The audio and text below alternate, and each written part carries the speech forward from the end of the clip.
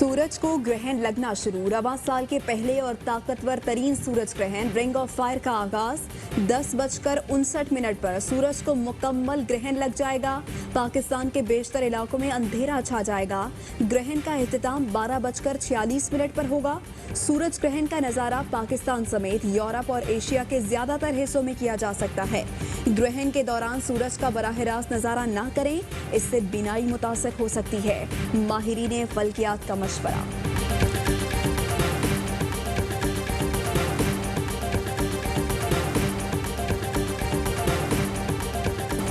पाकिस्तान में कोरोना से 24 घंटे में रिकॉर्ड 119 अमवात, तादाद 3501 हो गई। मुल्क में 24 घंटे के दौरान 4951 केसेस रिपोर्ट। कोरोना का फैलाव रोकने के लिए कहीं मुकम्मल कहीं स्मार्ट लॉकडाउन। इस्लामाबाद के सेक्टर G9, 2 और 3 के स्मार्ट लॉकडाउन में मजीद 3 दिन की तौसी। तर्जुमान सिंध हुकूमत मुर्तज़ा वहाब कोरोना से मुतासिर। मुर्तज़ा वहाब का अलामात जाहिर होने पर कोरोना टेस्ट कराया गया जो मस्बत आया।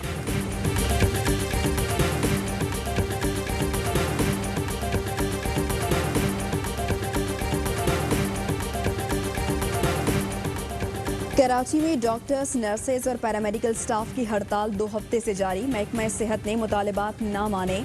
ग्रैंड हेल्थ अलायंस का कल से इमरजेंसी सर्विसेज के बाइकआउट का ऐलान। जमात इस्लामी और मुस्लिम लीग फंक्शनल ने ग्रैंड हेल्थ अलायंस के मुतालिबात की हिमायत कर दी।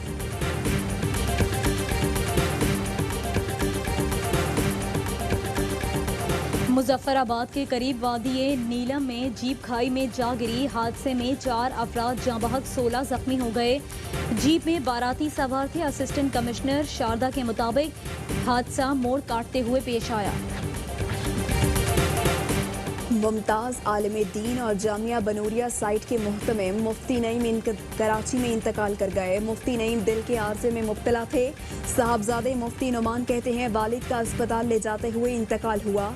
मुफ्ती नईम की तदफीन जामिया बनूरिया में होगी। नमाज जनाजा आज बाद नमाज असर अदा की जाएगी।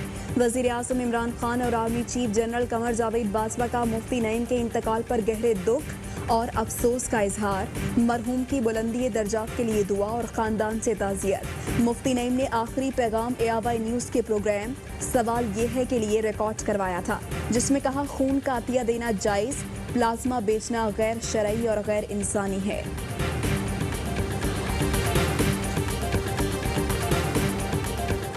इसके कि हम प्लाज्मा को बेचें, ये शरान बेचना हराम है।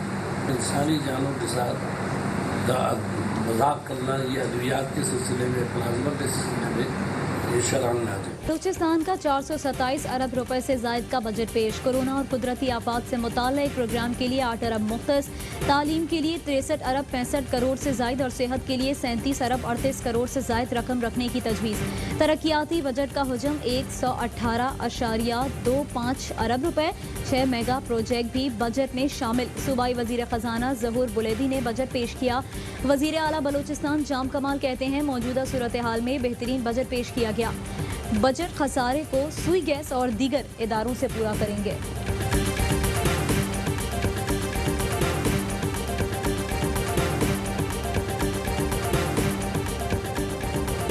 इत्तहादियों को मनाने का टास्क। वफाकी वजीर परवेज खटक की सरबराही में हुकूमती वफ्द की सरदार अख्तर मेंगल से मुलाकात। इत्तेहाद में वापसी के लिए मुलाकातें जारी रखने पर इत्तफाक हो गया।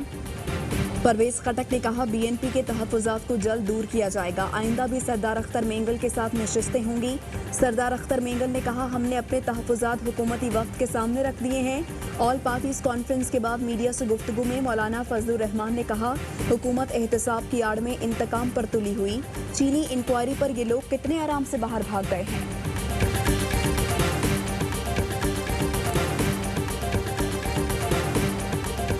विफाक ने कोरोना वबा के दिनों में हमारे अस्पतालों पर हमला किया। PTI अस्पताल छीन कर दिखाए। बिलावल भुट्टो ने चैलेंज कर दिया, कहा जब भी समझता हूँ और नहीं गिर सकते ये मजीद गिर जाते हैं। विफाकी हुकूमत ने बजट में सेहत नहीं अपने अरकान के इलेक्शन के लिए फंड रखे। 18वीं तरमीम पर बाहर निकले तो कोई नहीं संभाल सकेगा। सिंध को 229 अरब रुपए कम दिए जा रहे हैं। पंजाब से भी बजट में कटौती की गई। जब से कोरोना आया PTI ने तनाज़ा खड़ा किया। वजीर आज़म सियासत कर रहे हैं। बिलावल ने कहा कि जस्टिस काजी फाइज ईसा की जासूसी का मामला संजीदा है, JIT बनानी चाहिए।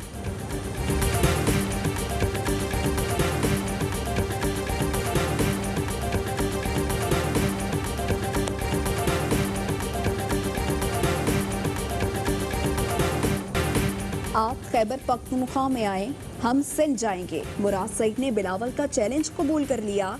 जवाब दिया, बिलावल भुट्टो की सियासत सिर्फ बयानात तक महदूद है। सिंध ने राशन देने का वादा किया था लेकिन दिया किसी को नहीं। 8 साल में 5.5 खरब सिंध में सेहत पर लगना थे, वो कहां पर गए? हमेशा की तरह सिंध से मुताल्लिक आज भी सियासत करने की कोशिश की गई। वजीर आजम की दौरा सिंध को सियासी करार दिया गया। गरीब तबके को इमदाद देने पर सिंध के हुक्मरानों को खुश होना चाहिए था। आपने खुद कुछ करना है, ना ही दूसरों को कुछ करने देना है।